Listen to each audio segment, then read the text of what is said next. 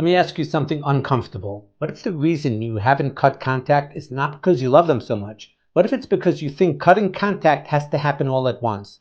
Because a lot of people hear no contact and immediately panic. They think, I have to block them today? I have to delete everything right now? I have to erase them? I'm not ready. I'll fall apart. I'll miss them too much. I'll feel guilty. I'll look cruel. And because they imagine one giant painful move, they do nothing. They stay stuck in half contact. Watching stories, checking online status, rereading chats, waiting for crumbs, responding to random hey, keeping the wound warm. Look, people keep asking me how to cut contact, and I think many people are making one big mistake. They think healing requires one dramatic act. Sometimes it doesn't. Sometimes healing is built through smaller moves. Sometimes you cut contact in stages, and that matters because your nervous system may not be ready for the nuclear option today. You get that message, hey, and your brain starts racing. Maybe they changed. Maybe now they miss me. Maybe this is the beginning. Then 3 texts later, they disappear again. Now you're crushed all over again. Here's the truth moment. A lot of people are not addicted to the person. They're addicted to reopening the possibility. That's why cutting contact feels so hard. You're not only losing them, you're losing the fantasy that next week everything might change. That's deep. Think about this for a second. If someone hurt you repeatedly, confused you repeatedly, withheld repeatedly, why does one tiny notification still hit like lightning? Because hope is powerful. Hope can keep people in pain for years. So if you want to cut contact without breaking yourself, stop trying to be a hero in one day. Build separation step by step. Maybe today you don't delete the whole chat history. Maybe today you just stop reading it. That's progress. Maybe tomorrow you remove their pinned chat. Maybe next week you archive it. Maybe later you delete 10 photos, then another 20, then the voice notes, then eventually the whole damn folder. That counts. Maybe you don't block them today. Maybe you mute them. Maybe you hide their stories. Maybe you remove their notifications. Maybe you stop checking if they saw yours. That counts too. Look, people underestimate gentle detachment. They think if it isn't dramatic, it isn't real. That's nonsense. Sometimes the strongest thing you can do is reduce access one layer at a time. Because every layer you remove gives your mind room to breathe. Now, let me be blunt. Some of you say you can't move on, while you still check them 6 times a day. Come on, you're trying to heal while picking at the wound. That's like asking why your hand won't heal while you keep cutting it open. Honestly.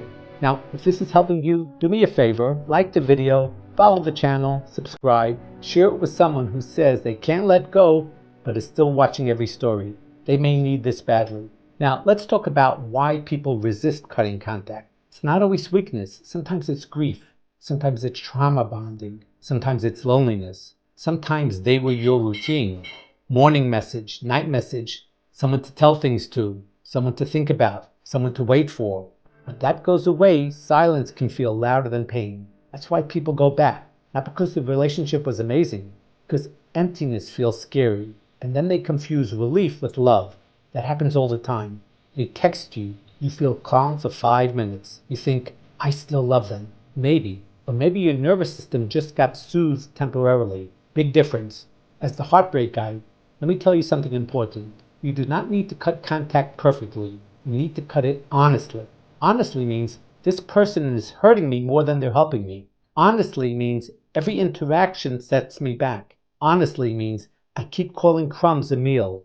Honestly means I'm not doing this anymore. Then move at a pace you can sustain. One day delete some photos, one day remove the chat, one day stop checking, one day unfollow, one day block if you need it.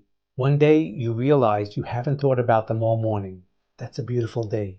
Another truth people don't hear enough. You may feel worse before you feel better, of course.